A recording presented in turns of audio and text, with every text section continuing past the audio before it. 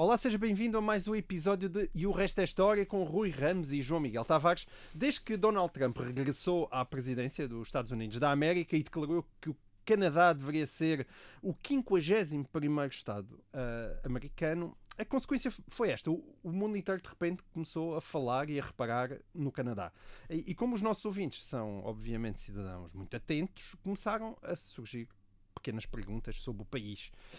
Em tempos, o Bernardo Pimentel, que em 2023 ele é médico e esteve num estágio hospitalar em Ontário, ele tinha-nos enviado uma pergunta sobre o porquê de tantas diferenças estruturais entre o Canadá e os Estados Unidos. Ele referia que o Canadá era permeável ao setor privado, mas que na província onde ele trabalhava os hospitais eram todos públicos. Dizia também que parte significativa da população era de origem imigrante, 1 em cada 4. Alertava para que o catolicismo era a religião dominante, ao contrário dos Estados Unidos. E o Bernardo dizia ainda que tinha andado à procura de um restaurante de comida tradicional canadiana, mas que não tinha conseguido encontrar. Já o ouvinte Jorge Filipe Tavares enviou-nos recentemente 3 perguntas muito diretas sobre este tema. Pelo que vemos em séries televisivas, diz ele, a cultura do Canadá é bastante diferente da dos Estados Unidos. Qual a razão? Como tem conseguido preservar essa cultura? E estando junto ao colosso americano, porquê que, olha, lá está, não se tornou o Canadá um dos Estados Unidos da América? Rui, realmente, porquê que o Canadá é tão diferente do seu vizinho e porquê que nunca foi anexado por ele? Se os americanos se expandiram para sul ao longo do século XIX, conquistando o território ao México, como vimos, aliás, recentemente neste programa, a propósito da doutrina Monroe, porque é que nunca se expandiram para norte, invadindo o Canadá? Bem, a verdade é que os americanos invadiram várias vezes o Canadá. As primeiras vezes, antes mesmo de serem ainda aos Estados Unidos da América, e também conquistaram ao Canadá uma grande parte do seu território, como fizeram ao México. Portanto, a história do Canadá não é muito diferente da história do México. Se o Canadá não é hoje o 51º Estado dos Estados Unidos, não é por os americanos não terem tentado. E não terem tentado mesmo. Tentaram foi mais intensamente antes do México. Então, se calhar tentaram a história... mesmo e conseguiram uma parte do Canadá. Vamos falar disso. Mas realmente é uma história que as pessoas não conhecem bem. Vamos a isso. Vamos então falar um bocadinho da colonização europeia da América do Norte. E vamos começar no século XVIII. No século XVIII, a América do Norte está dividida em 3 áreas de expansão europeia. Os espanhóis reivindicavam o domínio sobre o que é hoje o México e sobre o que é hoje o sul e o oeste dos Estados Unidos, estados como o Texas ou a Califórnia. Os ingleses tinham as 13 colónias na costa leste e no meio estavam os franceses.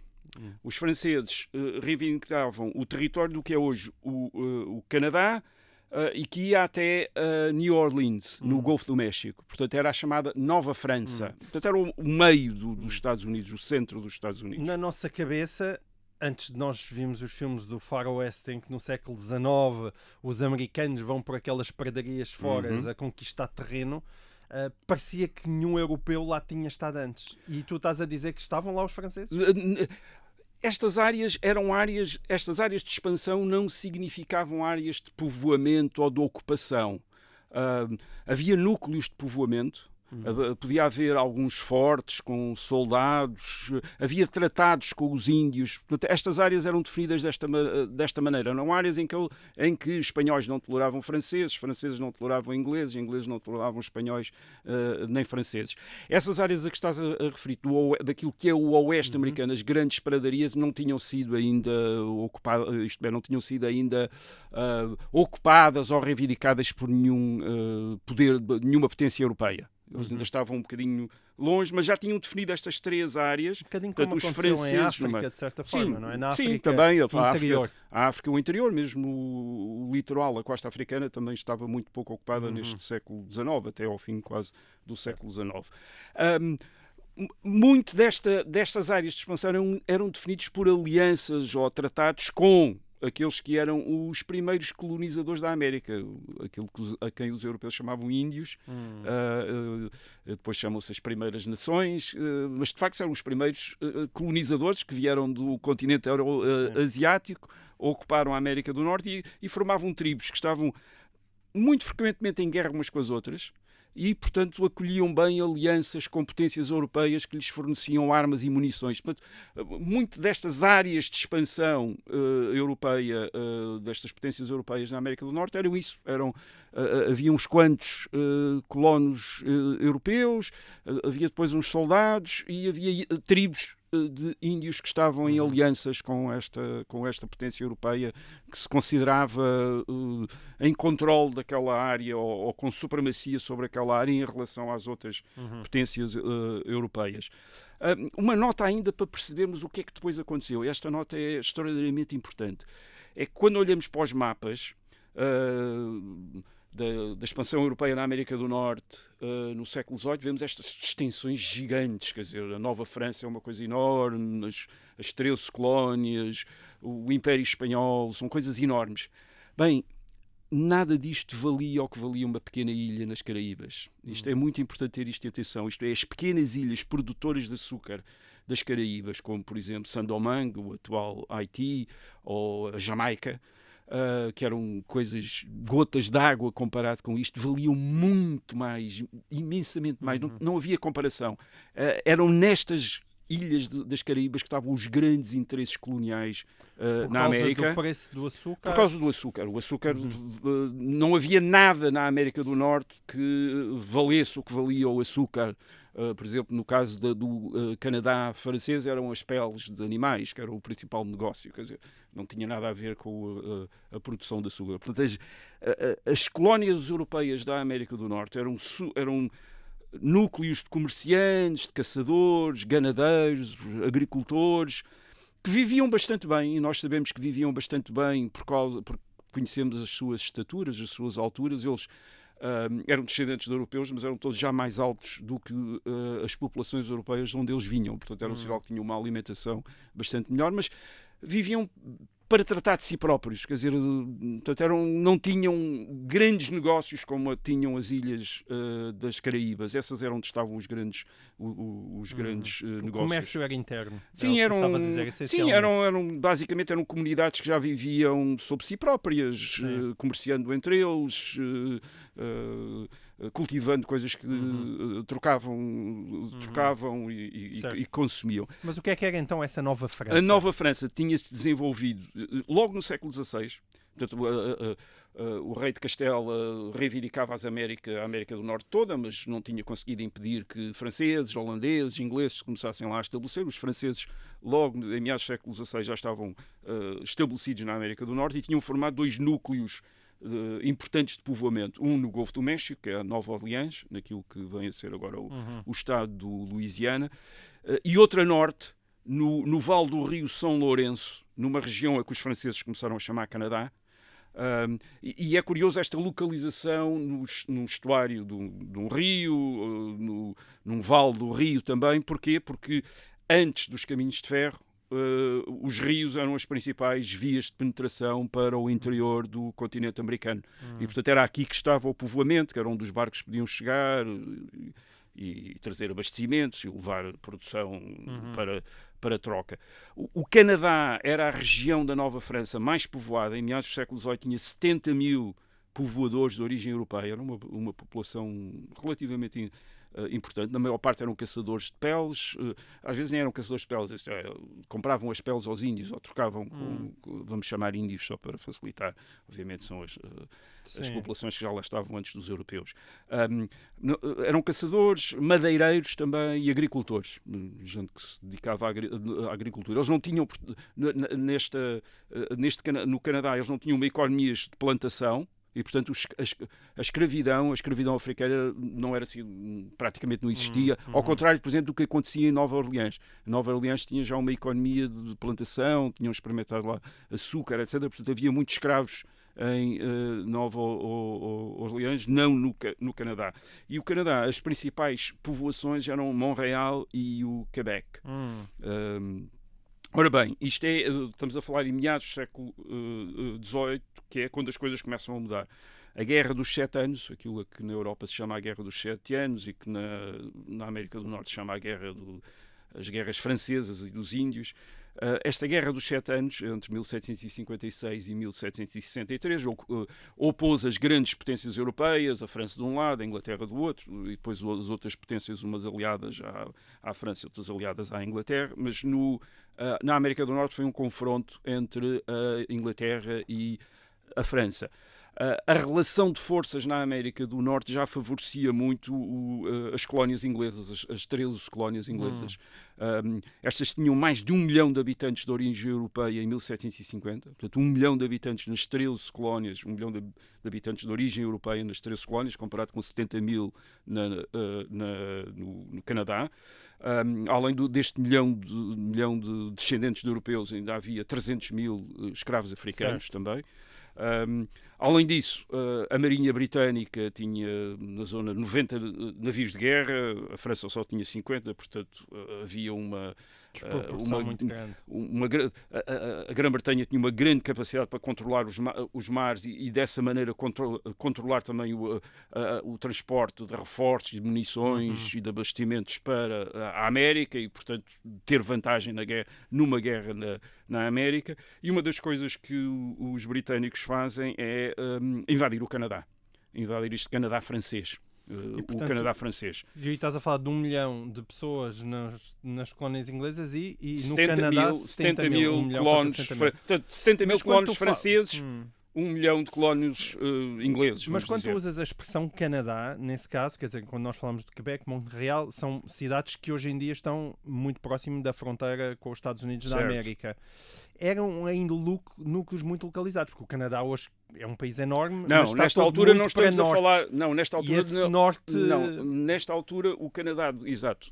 Nesta altura o Canadá de que estamos a falar é basicamente a zona do Quebec. Okay. É a zona do Vale do Rio São Lourenço. Portanto, ainda não há, aliás, nos próprios Estados Unidos estamos a falar apenas das 13 colónias. Das 13 colónias. Portanto, ainda não há grande expansão para o Ocidente que vai levar quer o Canadá, quer os Estados Unidos até ao Pacífico. Isso só vai acontecer no século XIX. Portanto, estamos no século XVIII. E para norte, no caso do Canadá, para norte e depois também não, para o Grande Norte. Aqui estamos a falar do Rio São Lourenço, portanto, a terra do Labrador, portanto, entra pelo Golfo a Terra Nova, entra por ali, depois entra pelo Rio São Lourenço e vai dar à região dos Grandes Lagos. Não é? Portanto, é este Canadá, este Quebec que estamos aqui a falar. Portanto, em 1759 dá-se a primeira invasão americana do Canadá. Eu estou a falar de uma invasão americana, é verdadeiramente o exército inglês, o exército britânico, conquista o Quebec, em 1759. O exército britânico conquista o Quebec e Montreal, mas inclui muitas milícias americanas como apoio. Portanto, é o exército profissional britânico, mas vem com milícias americanas. Portanto, há muitos americanos que participam nesta invasão de 1759 e que é a conquista de Montreal e do Quebec. Em 1763, no fim desta guerra dos 7 anos, a França cede à Inglaterra as suas possessões na América no Canadá. Portanto, o Canadá é cedido à Inglaterra, a Louisiana é cedida à Espanha. Portanto, o New Orleans é cedida à Espanha, o Quebec e Montreal são cedidas à Inglaterra. E porquê é que os franceses fazem isso? Os franceses julgaram que não saíram nada mal desta guerra. Porquê? Porque ficaram com com as colónias das Antilhas. Sobretudo as ilhas de Saint-Domingue e de Guadalupe, que valiam mais do que o Canadá e a Louisiana, tudo junto, quer dizer. E ainda ficaram com os direitos de pesca na Terra Nova. Portanto, economicamente a França não perdeu nada, ficou com as coisas muito valiosas. Aliás, a Inglaterra julgou-se que isto tinha sido um péssimo tratado, quer dizer, deram-lhe do Canadá, para que é que servia ao Canadá, ainda por cima com 70 mil colonos franceses, quando deviam ter ficado com as ilhas das Caraíbas, que era isso que os ingleses, enfim, os negociantes ingleses queriam. Portanto, a Inglaterra fica com o Canadá, mas fica com o Canadá. A razão por a qual aceita o Canadá em vez de tentar ficar com as ilhas das Caraíbas é por uma questão de segurança das 13 colónias. Portanto, assim tira o exército francês e as forças francesas da América do Norte, e a Inglaterra faz do Canadá, chamam ao Canadá a província do Quebec. E era um território enorme.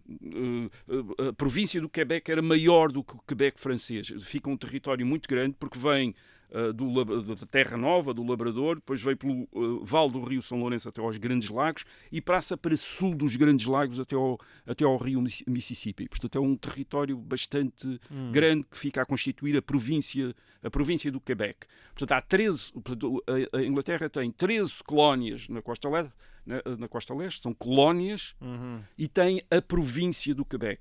Certo. É esta que é constituída com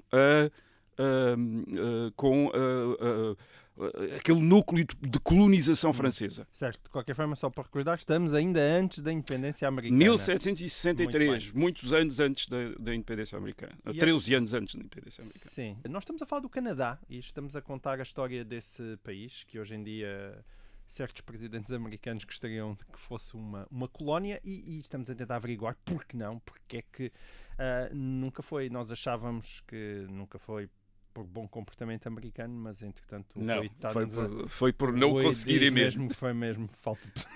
por não terem conseguido. Foi por fracasso. Não foi por virtude, foi mesmo por virtude. Bem, então conta-nos lá. Ainda estávamos antes da 1763, a província... a Inglaterra faz com o Quebec francês a província do Quebec, a sua chamada província do Quebec, e a eliminação da França da América do Norte tem uma consequência fatal para o domínio inglês na América do Norte. É que tornou menos interessante para os colonos americanos a proteção que lhes dava a Marinha e o Exército Britânico. Uma vez que já não têm a França lá, não precisam dos ingleses para os protegerem contra os franceses. Colónias, não é? Exatamente. Portanto, para as 13 colónias da América, quando em 1775 o governo de Londres exige que eles pagassem mais, até pela sua própria defesa, isto é, para pagar a defesa que têm, esses colonos preferem revoltar-se, não pagar, porque já não têm ali a França contra a qual precisavam da proteção da Inglaterra. E não tem medo do Canadá.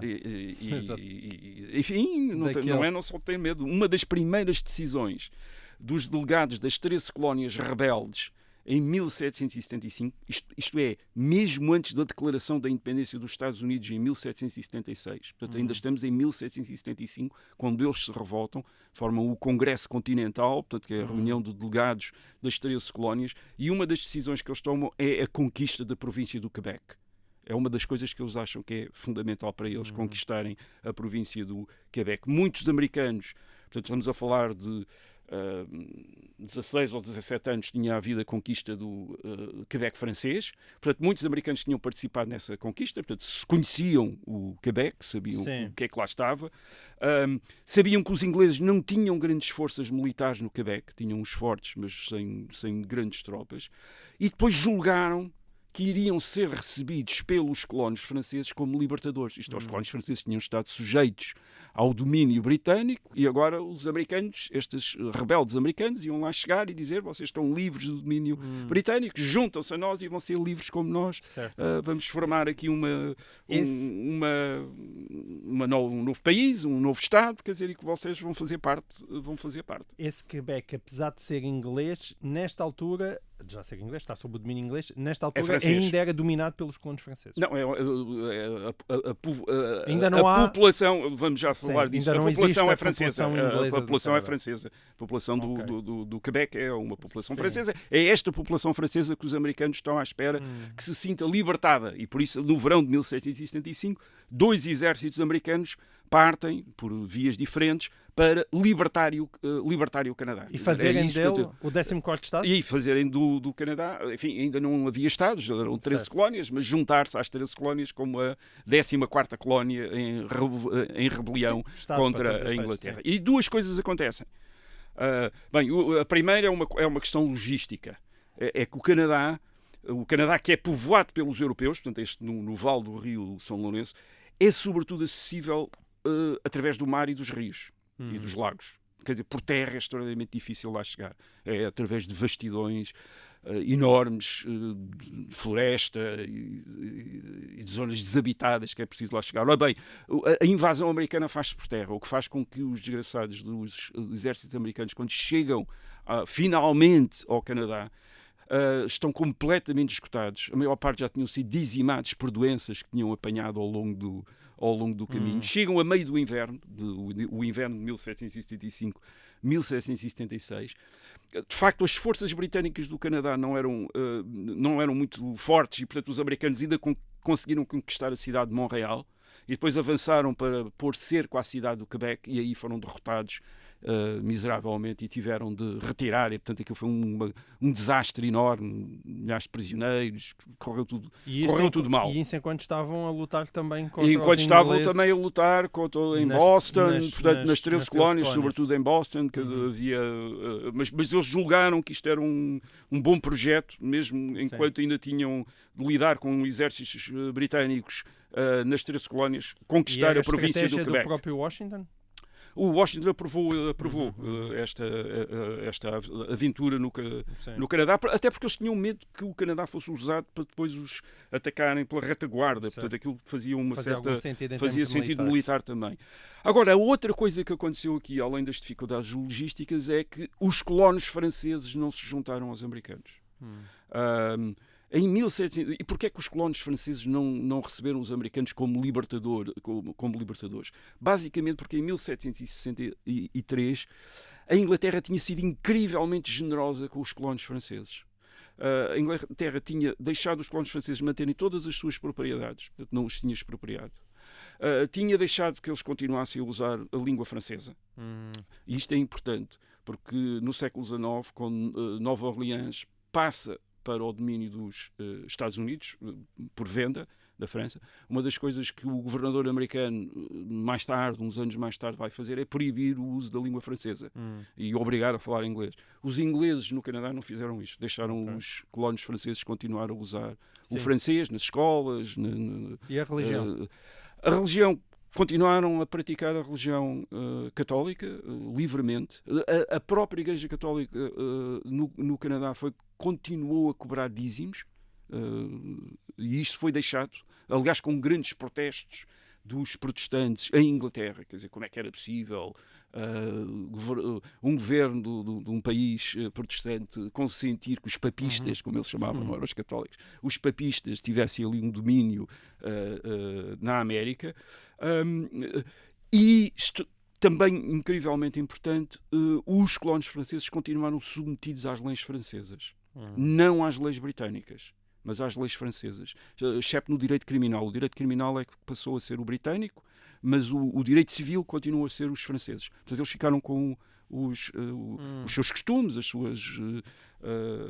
Portanto, as suas leis. Certo. Portanto, eles estavam a ser incrivelmente bem tratados pelo governador. Havia diferenças religiosas profundas entre uns e outros, numa altura em que a os religião colonos era franceses, obviamente, temeram. Portanto, os colonos franceses católicos, que estavam a ser muito tolerados e muito bem tratados pelos britânicos, temeram o protestantismo fanático das 13 colónias, porque se sabia que as 13 colónias inglesas da América do Norte eram centros de protestantismo, enfim, bastante sectário. E, portanto, temeram, bem, se estes indivíduos que a presença das guerras religiosas ainda não se tinha completamente dissipado, tinham passado 100 anos, quer dizer, as coisas não se tinham dissipado. Além disso, a Inglaterra tinha se tornado também um mercado importante para a madeira canadiana e, portanto, já tinham ali relações comerciais importantes. Ora, portanto, o que é que isto quer dizer? Isto quer dizer que o Canadá, mesmo sob o domínio inglês, como as 13 colónias, nada tinha a ver com elas política e culturalmente. Era católico, seguia as leis francesas e não tinha também o tipo de instituições representativas das 13 colónias. As colónias governavam-se a si próprias. No Canadá, o governador inglês exercia funções como se fosse representante de um monarca absoluto. Isto é, tinha substituído o governador francês em todos os seus poderes e, portanto, tratava ali, portanto, não havia o tipo de instituições representativas que havia na América britânica. Ou seja, no Quebec havia uma população com religião, leis, hábitos diferentes e que também não era suscetível ao discurso de liberdade inglesa dos americanos. Os americanos revoltaram-se em nome de uma tradição de liberdade que era a liberdade inglesa, que vinha da Magna Carta, etc. Bem, este discurso de liberdade não fazia sentido para os franceses do Quebec. Eles não era a tradição deles era viver numa monarquia absoluta e tinham ali o representante de um rei, que por acaso até era o rei de uma monarquia parlamentar na Inglaterra, mas que ali estava como se fosse o representante de um monarca absoluto e que os respeitava em todas as suas costumes, leis, língua, religião, e portanto estavam, enfim, relativamente satisfeitos com a situação. E quando chegaram as tropas, as milícias americanas, a dizer chegámos para vos libertar. Não, obrigado, estamos bem e desconfiamos da vossa libertação, porque vocês vêm lá de baixo, aqueles fanáticos e aqueles sectários, e isto vai acabar mal. E depois dos americanos terem sido derrotados, deixaram os pobres dos rapazes do Quebec em paz enquanto faziam a sua guerra com os ingleses? E depois continuou, sim, não tentaram outra vez, porque entretanto a guerra com os ingleses aumentou imenso. E além disso, os britânicos reforçaram imenso a presença militar no Canadá. Isto é, portanto, nós estamos a falar de uma guerra. Esta primeira invasão é o inverno de 1775-1776. Na primavera e no verão de 1776 chegaram imensos reforços, milhares de homens da Marinha Britânica ao Quebec, e ocuparam militarmente os fortes e tentaram, aliás, depois uma invasão dos Estados Unidos, a partir, como os americanos temiam, a partir da região dos Grandes Lagos. Bem, há a guerra. Em 1783 a Inglaterra reconhece finalmente a independência das 13 colónias como os Estados Unidos da América. E nesse momento a Inglaterra cede aos Estados Unidos uma grande parte da província do Quebec. Isto é, quase metade da província do Quebec, todo o território a sul dos Grandes Lagos, cerca de 780 mil quilómetros quadrados, o que duplicou imediatamente o tamanho dos Estados Unidos. Portanto, em 1783, ao ficarem com uma grande parte do Canadá, os Estados Unidos aumentaram de tamanho, ficaram o dobro do que eram. Portanto, era território. Seja, aquela linha reta que nós hoje em dia conhecemos da parte norte dos Estados Unidos. Essa linha reta do século XIX. Nós estamos a falar só da região dos Grandes Lagos. Sim, mas é abaixo. Sim, parte dessa linha. É a parte. Quer dizer, sim, não é bem. Ali não é bem reta. Sim, exato, não é reta, sim, mas é parte dessa linha. Agora, porquê é que os ingleses fizeram isso? Isto não era um território povoado nem colonizado, aquilo que eles estavam a dar aos americanos. Quer dizer, eles ficaram com a parte colonizada, que era do Rio São Lourenço, onde estavam os colónios franceses. É uma questão de mapa. Fazia parte no mapa. Entregaram essa parte da província do Quebec, que hoje corresponde a 5 estados americanos: Ohio, Indiana, Illinois, Michigan, Wisconsin. Portanto, isto é parte do Canadá. Quer dizer, era parte do antigo Canadá britânico, que agora faz parte dos Estados Unidos. Portanto, houve aqui um tratamento mexicano. A fronteira passou-se a fazer dos Grandes Lagos, e o sul dos Grandes Lagos ficou tudo americano. Detroit, Chicago, portanto, faziam parte da província do Quebec, ou antes, não existiam ainda, mas com a importância que depois tiveram. Nós estamos a falar, portanto, dos Estados Unidos antes do século XIX, antes dos arranha-céus, antes dessas coisas todas. Estamos a falar estamos a falar de uns Estados Unidos de tribos de indígenas americanos, madeireiros, caçadores. Não os arranha-céus. Os arranha-céus não foram transferidos. Bem, isto 1783, mas os Estados Unidos não desistiram de ficar com o resto do Canadá. Nem assim? Não ficaram. Lambazões. Portanto, ficaram com metade, queriam a outra metade. E em junho de 1812, nós já falámos disso a propósito no episódio sobre a doutrina Monroe, em junho de 1812, os Estados Unidos entraram em guerra com a Inglaterra, outra vez, por causa da imposição pela Marinha Britânica do bloqueio comercial à França. Portanto, a Inglaterra está em guerra com a França na Europa, faz um bloqueio comercial à França, inclui os Estados Unidos, e os Estados Unidos ficam também bloqueados e não gostaram nada de ficar bloqueados. E reagiram a isso, decidiram declarar a guerra, mas o grande projeto americano por trás dessa, não era só libertarem a costa da Marinha Britânica, mas era a conquista do Canadá. Era isso que eles queriam, era conquistar o Canadá, porque julgavam que era fundamental tirar a Inglaterra, a última potência europeia que estava com força na América do Norte, tirarem da América do Norte. Reparem que isto é depois de os Estados Unidos terem adquirido a Louisiana à França e terem Sim. adquirido também a Flórida. Portanto, eles estão a Certo. tirar... Estás a falar de 1812, portanto, são 1812. 50 anos depois daquilo que tu estavas da Guerra a dos descrever 7 há pouco. anos, etc. Sim. Ora bem, a província do Quebec agora tem uma demografia completamente diferente daquela que tinha em 1775. E porquê? Porque desde 1776 tinha adquirido uma grande massa de colonos que falavam inglês e eram protestantes. E que se estabeleceram, sobretudo, nos territórios do oeste do Canadá, na atual província de Ontário, com capital em Toronto. Hoje é a maior cidade do Canadá, na altura ainda não era. E começou a surgir então um Canadá anglófono, que depois, aliás, no século XIX, se tornaria a base industrial do Canadá, uma vez que o Quebec ficou sempre bastante rural, digamos, uma zona mais rural do que esta zona anglófona do Canadá. Portanto, eles são, nesta altura, são 50 mil falantes de inglês que estão no Canadá. O que é que acontecia? Na maioria, eles eram refugiados das 13 colónias, eram gente que tinha fugido dos Estados Unidos porque se tinham mantido fiéis à coroa britânica.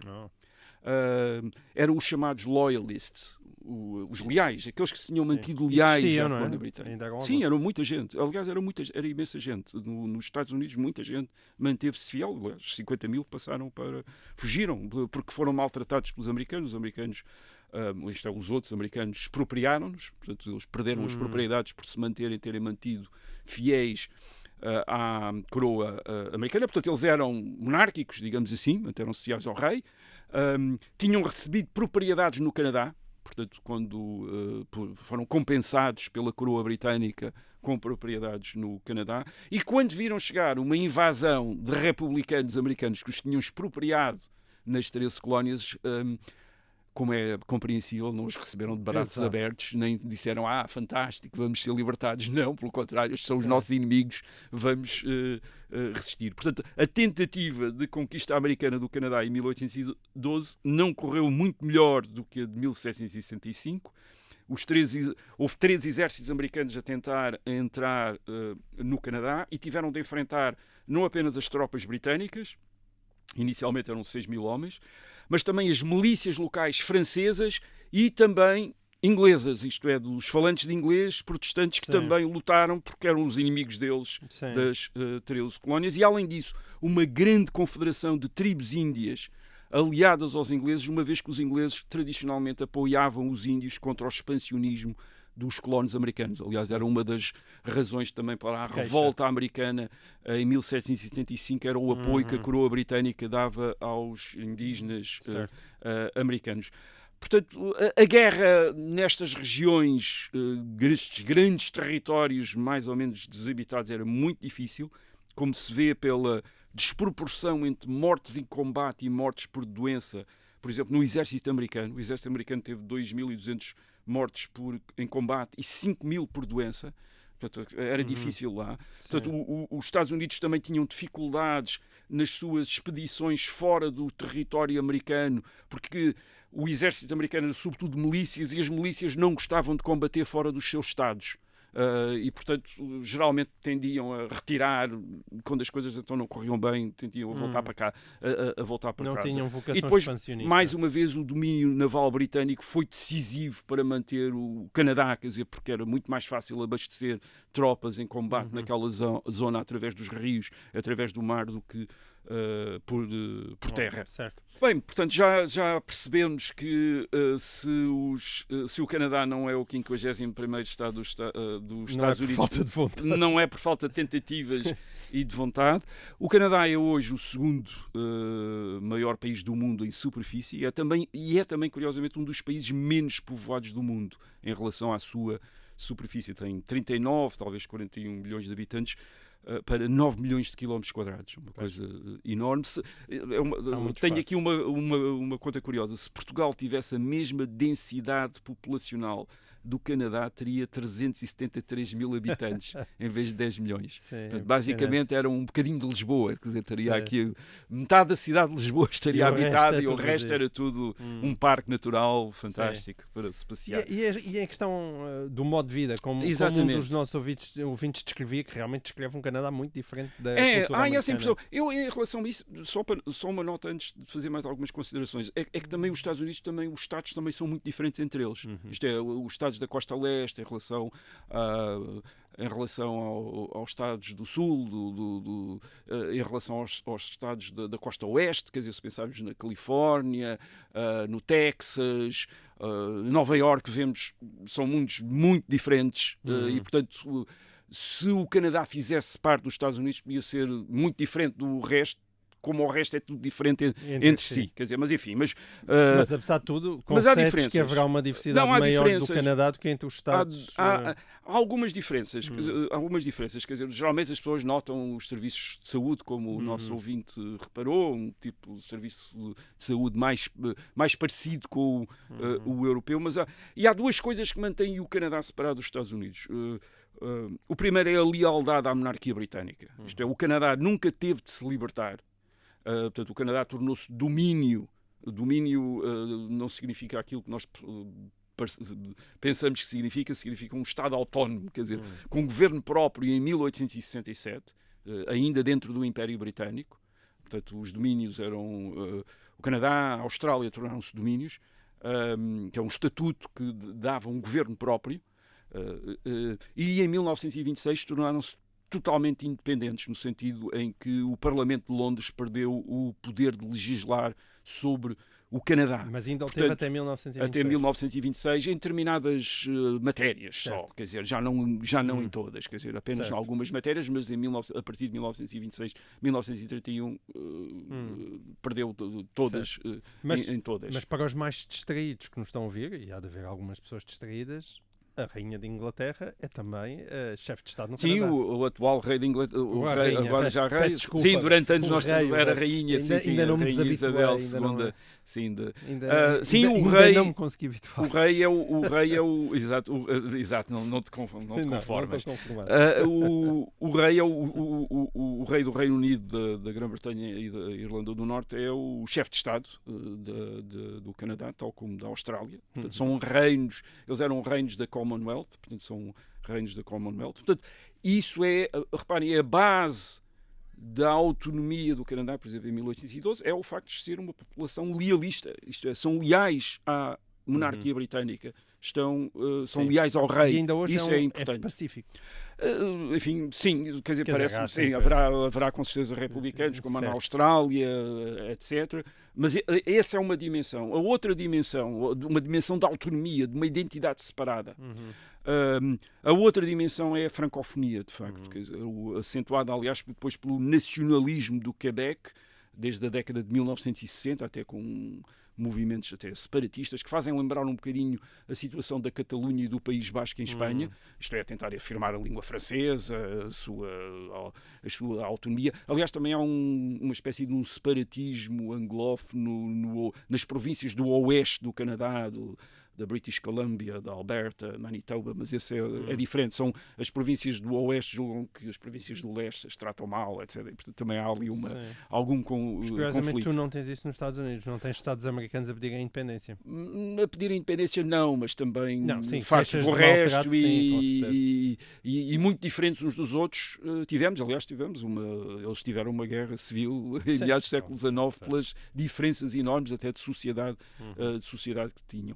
Agora, há duas tendências que podem, não necessariamente, mas talvez comprometer essa identidade, este tipo de identidade própria que o Canadá tinha. A primeira é o crescimento da população com base numa política de imigração muito aberta. Hoje, 25%, quase um quarto da população do Canadá, nasceu fora do Canadá. É a percentagem mais alta dos países do grupo do G7, das grandes economias. O Canadá é a que tem a maior percentagem de população nascida de fora do Canadá, e julga-se que a continuar a atual política de imigração possa chegar a 34% em 2041.